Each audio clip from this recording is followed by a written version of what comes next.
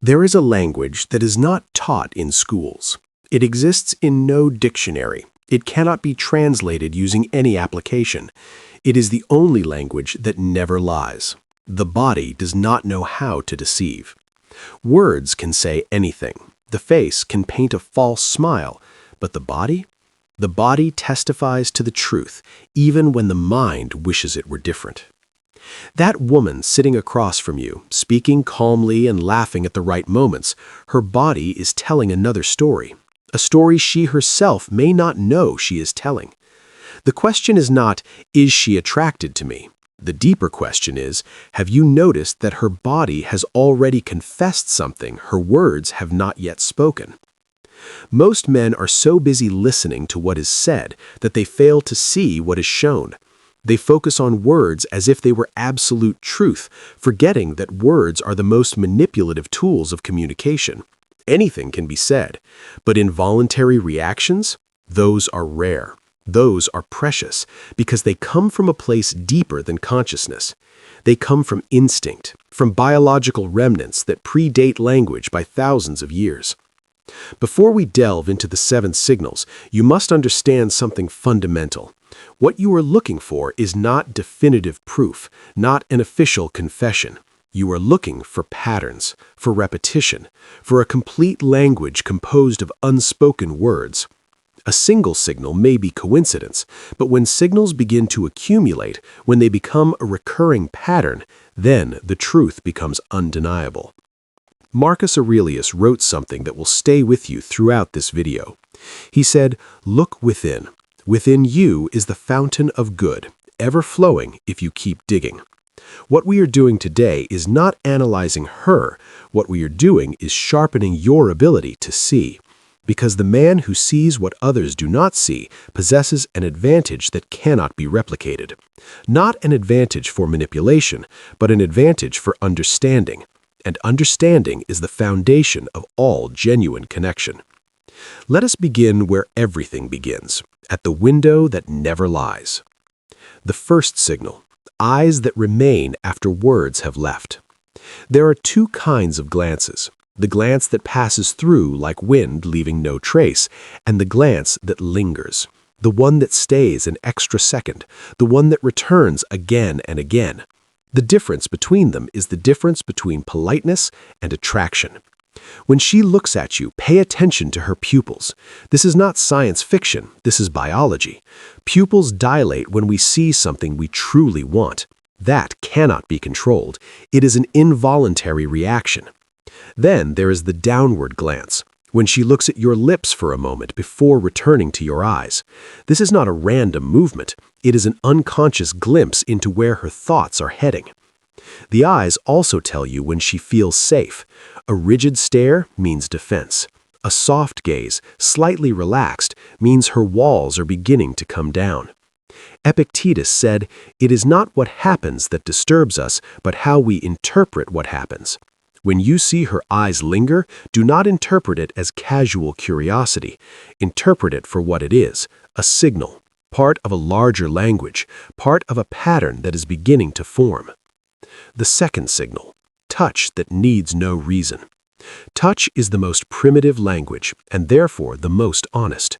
Before we learned to speak, we communicated through touch. And when a woman returns to touch with you, she is returning to the language of emotional childhood, to the place that needs no translation. But not all touch is equal. The polite social touch, a handshake or a quick arm graze during laughter, may mean little, but there are other touches. The touch that lingers slightly, the hand that rests on your shoulder and does not withdraw quickly, the fingers that brush against your shirt to remove an imaginary speck. These touches carry a hidden message. I am comfortable near you. I am testing the distance between us. Seneca wrote about the importance of physical presence in building trust. He said, "If you wish to be loved, love." But love begins with proximity, with physical nearness. A gentle touch is the body's way of saying, "You are not a stranger. You are someone I can approach." And when these touches repeat, when they become part of your daily interaction, it means her body has decided something before her mind has. The third signal, an open body does not betray. Body language is the silent confession that cannot be withdrawn. When a woman is comfortable and attracted, her body opens. She leans towards you, as if an invisible force is pulling her. Her hands do not cross as if protecting her heart. Her legs point in your direction, like a compass that has found its north. These signals are not conscious. A woman does not sit and decide, "I will open my body now to show him I am interested."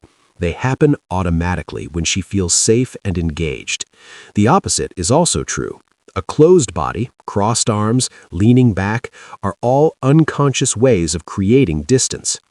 Epictetus taught that the external reflects the internal. He said, "Take care of the inside, and the outside will not neglect itself." When her internal feelings are drawn towards you, her body will reflect that, not because she chooses to, but because the body does not know how to lie. Pay attention to direction, to angle, to lean.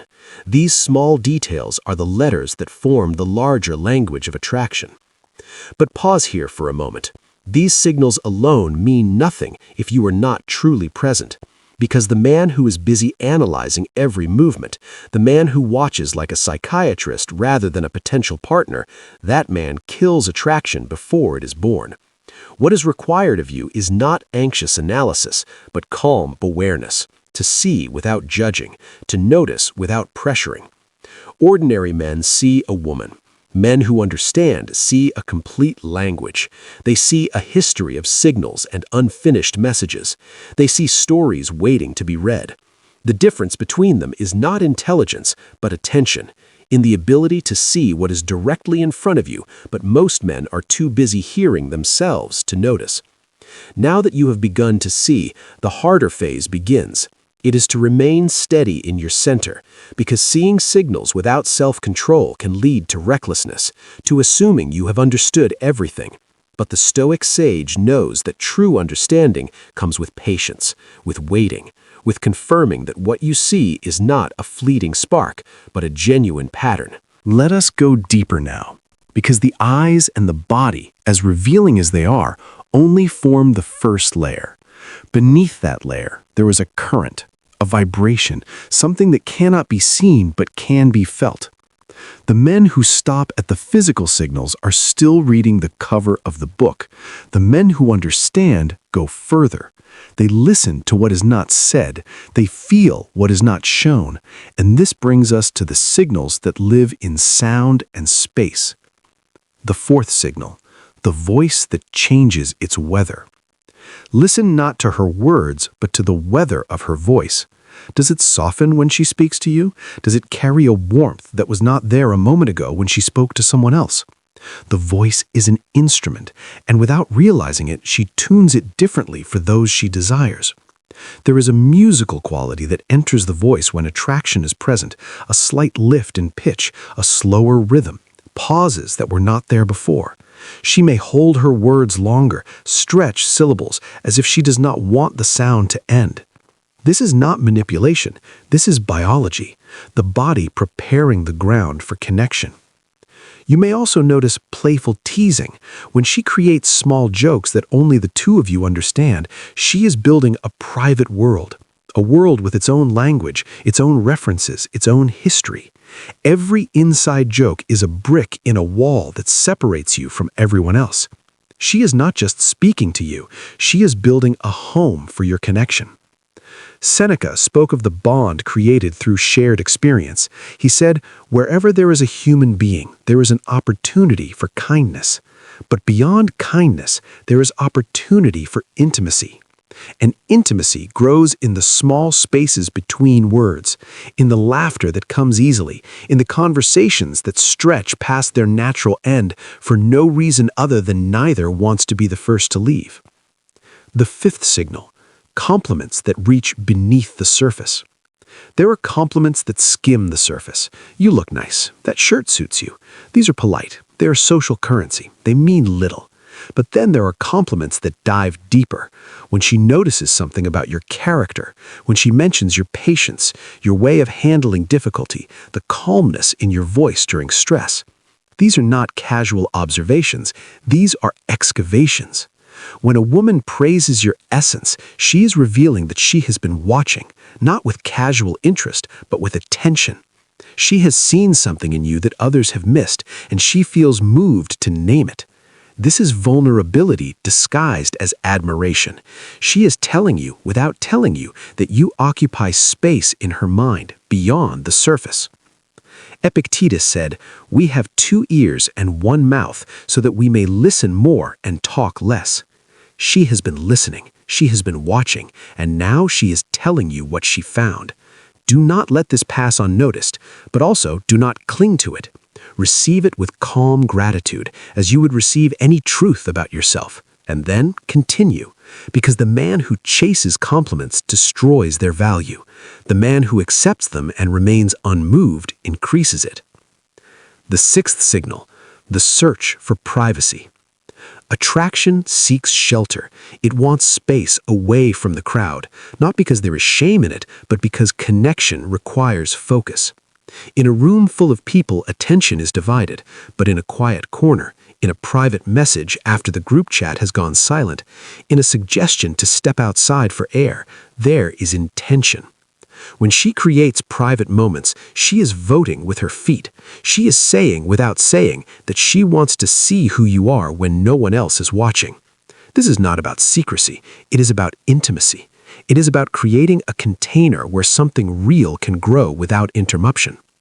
Marcus Aurelius wrote about the importance of retreating into oneself. He said, "Nowhere can man find a quieter or more untroubled retreat than in his own soul." But before she can retreat into her soul with you, she needs to retreat into a space with you. When she seeks that space, honor it, not with hunger, but with presence. Be the man who fills that space without needing to fill it with noise. Finally, there is the signal that underlies all others, the energy that shifts when you enter a room, the subtle change in her posture, the slight straightening, the almost invisible adjustment of her hair. These are not conscious choices, they are biological responses to the presence of someone who matters. You may notice her cheeks flush when you compliment her. This is blood flow increasing, a primitive response to attention. You may see her fidget slightly, a release of nervous energy that excitement produces. She may laugh more brightly, move more animatedly, become more alive in your presence. These are not acts, these are chemical reactions. Nietzsche said, "In individuals, insanity is rare, but in groups, parties, nations, and epochs, it is the rule." But here, in this moment between 2 people, there is no group, no performance, there is only response. True, involuntary, biological response. When you see this, do not analyze it to death. Simply notice it, and let it remind you of something essential. You are the cause of this effect. Not through tricks, not through manipulation, simply through being who you are. But here is where most men stumble. They see these signals and they react. They lean in too quickly. They misinterpret attention as ownership. They forget that attraction is not a destination, but a journey. And on this journey, patience is not just a virtue, it is a strategy. The Stoics understood that impulse must be governed by reason. When you see these signals, your impulse may be to act immediately, to declare, to claim, but reason tells you something else. It tells you to wait, to let the pattern complete itself, to ensure that what you are seeing is not a flicker, but a flame. Because women test, not maliciously, but instinctively. They test to see if the man who notices everything can also control everything. If he can hold his center when his heart beats faster, if he can remain calm when everything in him wants to move. The man who passes this test does not pass it through performance, he passes it through truth, because he was never waiting for her signals to feel complete. He was already complete. Her signals were just confirmation of what he already knew. This is the paradox at the heart of all attraction. The more you need the signals, the less you will see them. The more you depend on her response, the less you will receive it. But when you are full in yourself, when her attention is a welcome addition rather than a necessary completion, then you become the man who sees everything, because you are not looking for proof. You are simply observing what is already there. Now we arrive at the place where most men lose everything they have gained. They have seen the signals. They have felt the shift. They have observed the pattern forming. And then, in one moment of misplaced urgency, they break the spell. They speak when they should remain silent. They reach when they should wait. They try to seize what can only be received. This final part is not about reading her. It is about reading yourself. Because the signals she sends are only half of the equation. The other half is what happens inside you when you see them. And if you cannot govern that internal response, all your observation becomes useless. It becomes the tool of your undoing rather than the foundation of your understanding. The integration, when seeing becomes knowing. There comes a moment when the pattern is undeniable. When the eyes have lingered enough times, when the touches have accumulated, when the private moments have become routine, and when her energy rises consistently in your presence, at that moment, you know. Not through logic alone, but through a deeper kind of recognition. The question is, what do you do with that knowing? The average man, upon reaching this certainty, feels an overwhelming need to act, to declare, to ask, to lock it down.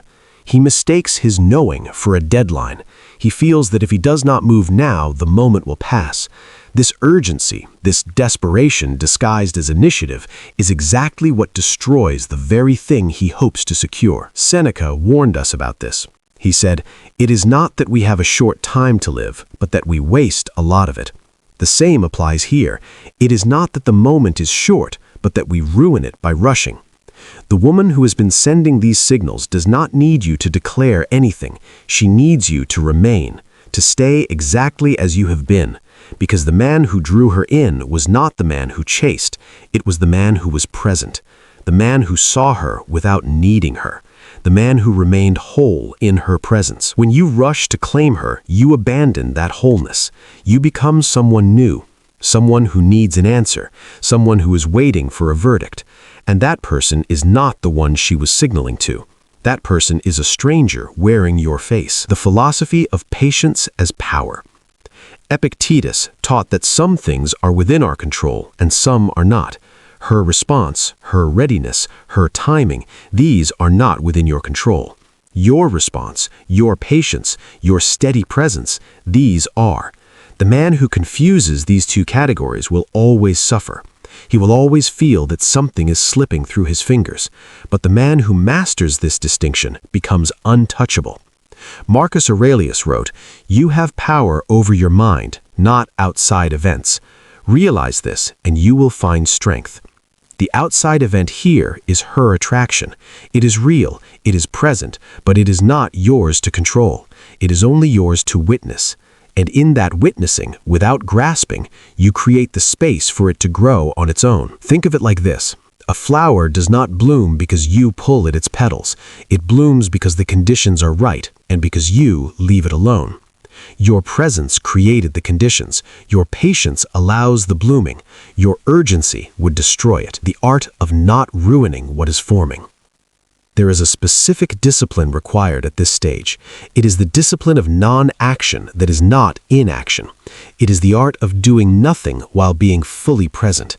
It is the ability to let her come the rest of the way without reaching out to pull her. This is where Nietzsche's concept of the Übermensch becomes relevant, not as domination over others, but as mastery over oneself.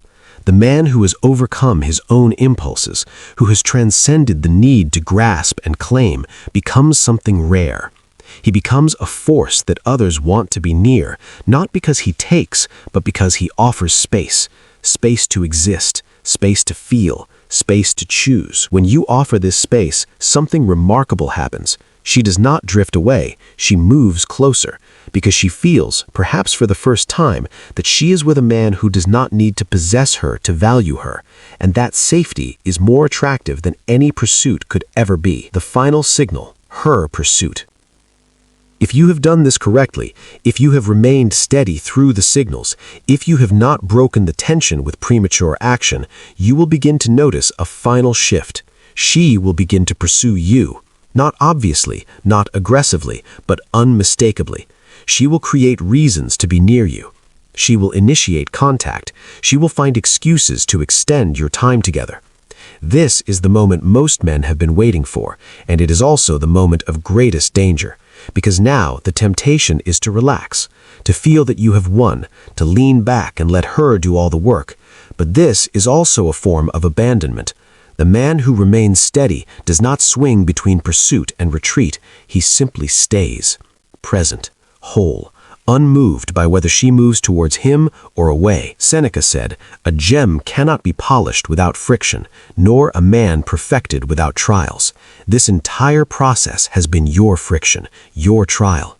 And if you have passed through it without losing yourself, you have become something more than you were.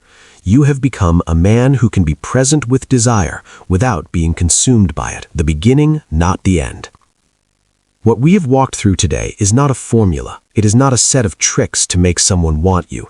It is a map of attention, a guide to seeing what has always been there, hidden in plain sight.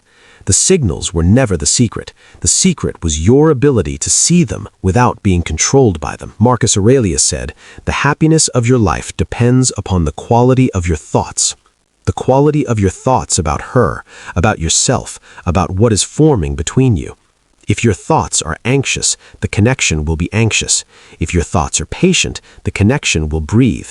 If your thoughts are whole, the connection will have room to become whole as well. Now you see. Now you know. But knowing is not enough. The question is whether you will remember this when her eyes linger, when her hand touches your arm, when her voice softens. Will you remember to stay? Will you remember that you are already enough with or without her response? Will you remember that the greatest signal you can send is not a word, not a move, but a presence that says, "I am here. I see you. I am not afraid of what I feel, and I am not in a hurry to go anywhere." If you can do that, you have learned the lesson that the Stoics taught centuries ago, the lesson that attraction is not about taking, it is about being. And when you learn to be fully, completely, unapologetically yourself, you become the rarest thing in the world. You become a man who does not need to chase because he has become what others want to catch. This is the final truth hidden beneath all the signals. She was never the prize. You were never the hunter. The prize was always the connection that forms when two people stop performing and start being. And that connection cannot be taken. It can only be recognized. And then, gently, carefully, with the patience of someone who has mastered himself, allowed to grow. Thank you for walking through this with me. If these words stirred something in you, share them with someone who needs to hear them. Leave a comment and tell me what signal you have noticed but never understood until now. Subscribe if you want to continue this journey into the silent languages that shape our lives, because what we have covered today is only the beginning. There are deeper layers still, and if you are willing to keep looking, keep listening, and keep being present, they will reveal themselves to you in time.